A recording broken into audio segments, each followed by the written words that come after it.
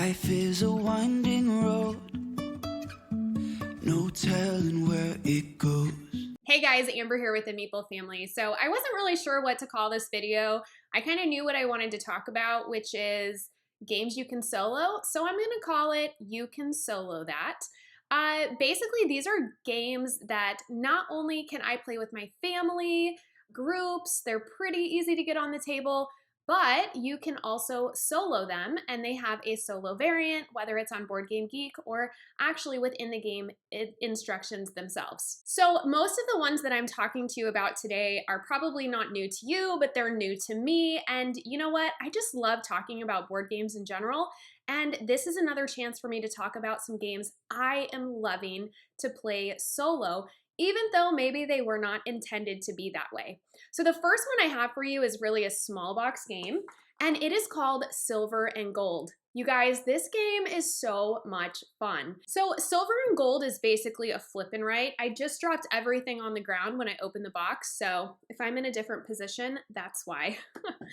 So with Silver and Gold, you're gonna have these cards, and there's different icons on them which trigger different things. And honestly, when you mark off these X's, you get to mark off an extra square. When you acquire treasure or coins, you are going to be giving yourself more victory points at the end of the game. There are also these little palm trees, and you acquire points based on how many are present in the market. So you can score anywhere from the one palm tree you cross off up to a total of 5 if every single card had a palm tree on it in the market. As you get all of your spaces crossed off, you're then able to attain a new card. So the game itself is going to play over 4 rounds, and what triggers a new round are these little gems here.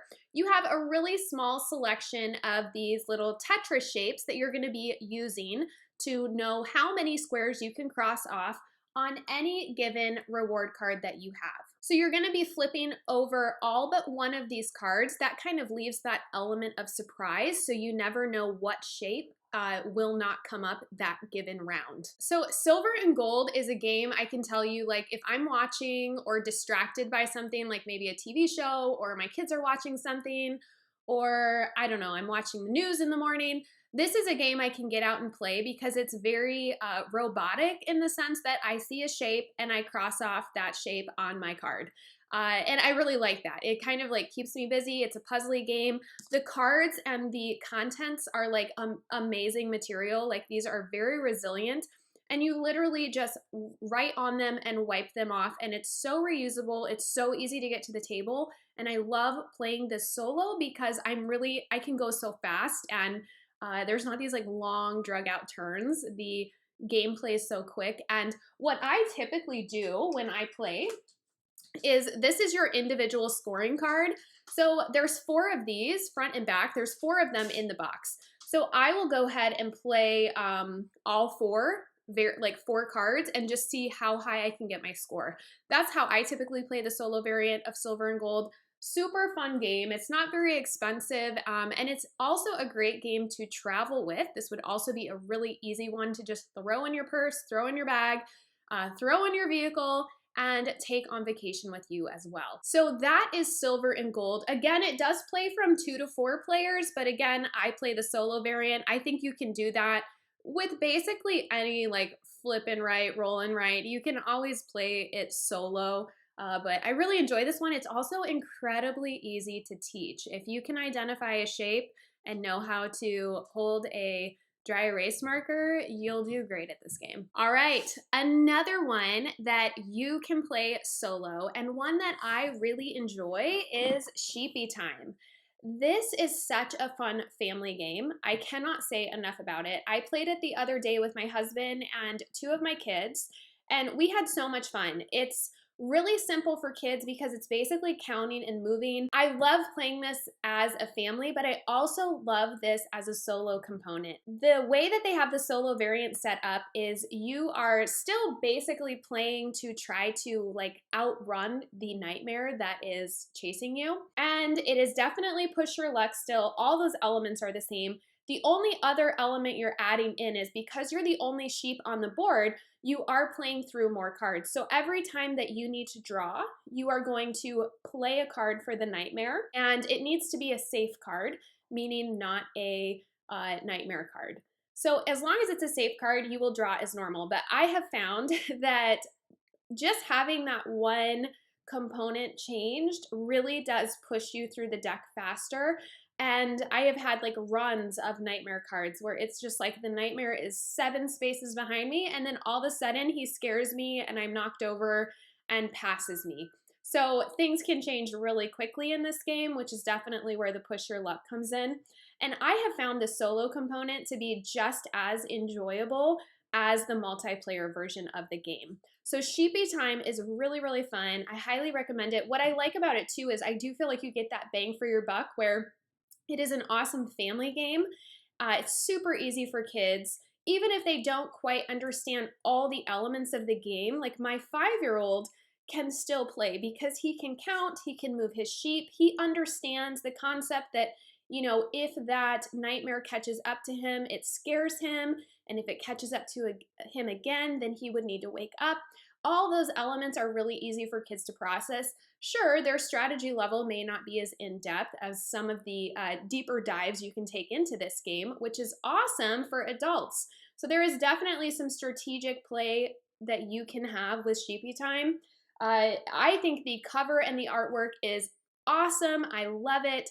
Such a great solo option if you're looking for that family game, but it also needs to check that solo component. I would definitely check out Sheepy Time. Another one I want to talk to you about, which I have definitely brought up on the channel before, but my eyes have been illuminated and opened to Cascadia. And in the back of their direction book is actually an awesome, I guess I would kind of call it like a solo challenge or solo campaign.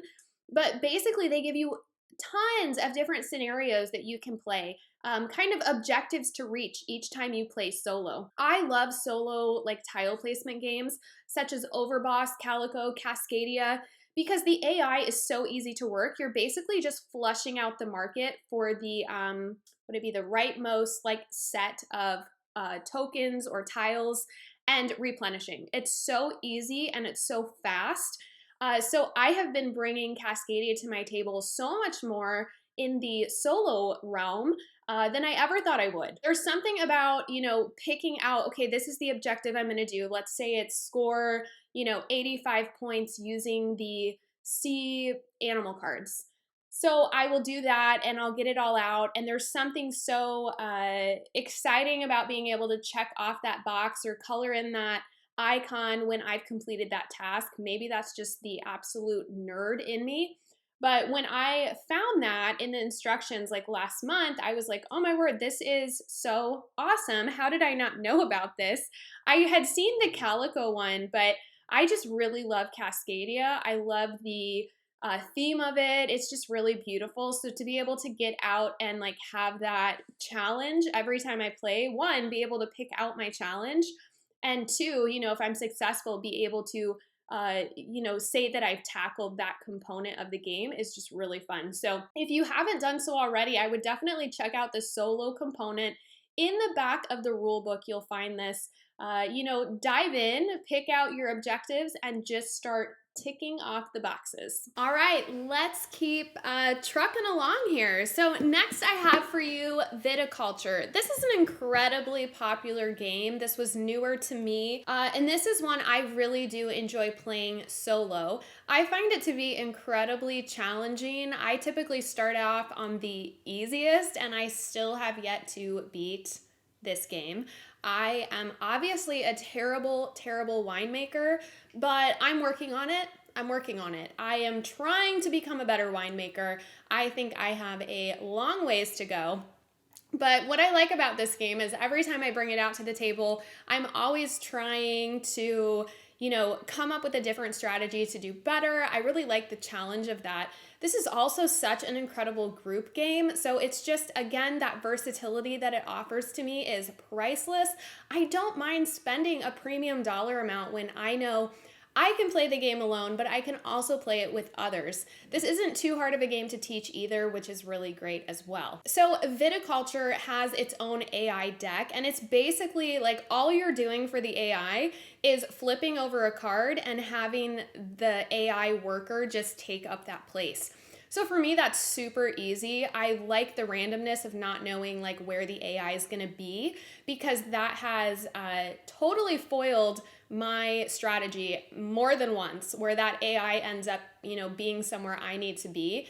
But I love this game, and it is so fun to play solo. And I know that probably a lot of you own this game, and maybe you've never attempted to play it solo. And I'm gonna tell you, it's just so, so fun. And it's an opportunity to get this game on the table more, where you're not having to wait for a group to get together and play. So if you haven't tried this one out solo, I do really recommend it, especially if you already own it.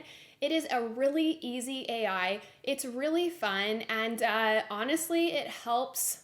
It helps me. Like, I feel like when I play solo games like this, I'm practicing so I do better in like a group game. And I've told you guys before, I love playing games solo because I can take my time and have more in-depth strategy versus like feeling pressure in a group to make a decision quickly. So anyway, this is one where I really like to take my time and try in the solo variant like different strategies to get points. So Viticulture, amazing game. Can't recommend it enough. Okay, the next game I have for you is Honey Buzz. Now, I have so many other games I want to talk about, but these are just the ones I'm going to highlight this time. I will have more videos.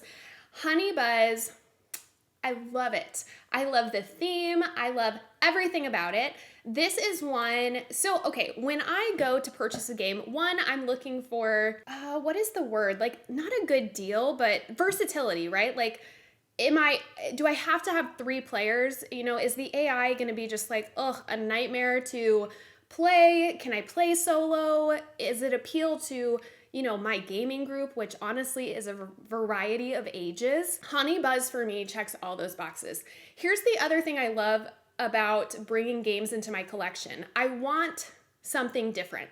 Like, I don't want 7 of the same mechanic, like I don't want 7 viticultures. I want a variety of mechanics. Honey Buzz is so unique in the way that you take your turn or take actions that I love it so, so much. It is so unique. And every time I introduce it to someone, there's a little bit of learning curve because there's really nothing like it. So there's no foundation where people are like, I've never made a honeycomb and now I can take actions based on the honeycomb I just made. Like, it is kind of perplexing, but it's also that wow factor of like, wow, there's nothing else like this. There's no other game that does this.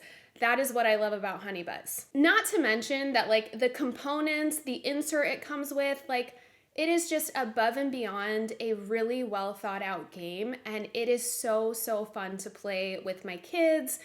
It's fun to play in like more of a competitive way with my husband, but also the solo mode is great. Like, it is great. I am always amazed at how much fun I have just sitting down to play this one by myself. So I can't say enough about Honey Buzz. I think it is an outstanding game. And again, the mechanic that it brings to the gaming world is just so unique and different.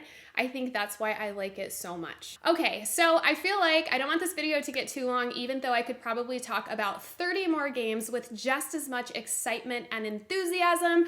I am gonna stop at 5 games for now, but these are just some of those bigger, like heavier box games that you can not only play with groups, but you can solo it, and they're so fun. And if you own any of these, I highly recommend you take some time to at least give it a try to play it solo, and let me know what your thoughts are on these games. If you guys have recommendations of those bigger box kind of diverse games that you enjoy bringing to the table, please comment down below and let me know what those are. I love reading your game recommendations, and honestly, I just love talking about games. So if you want to talk about games with me, comment down below. Be sure to subscribe and like this video, and I'll see you guys later. Life is a winding road, no telling where it goes.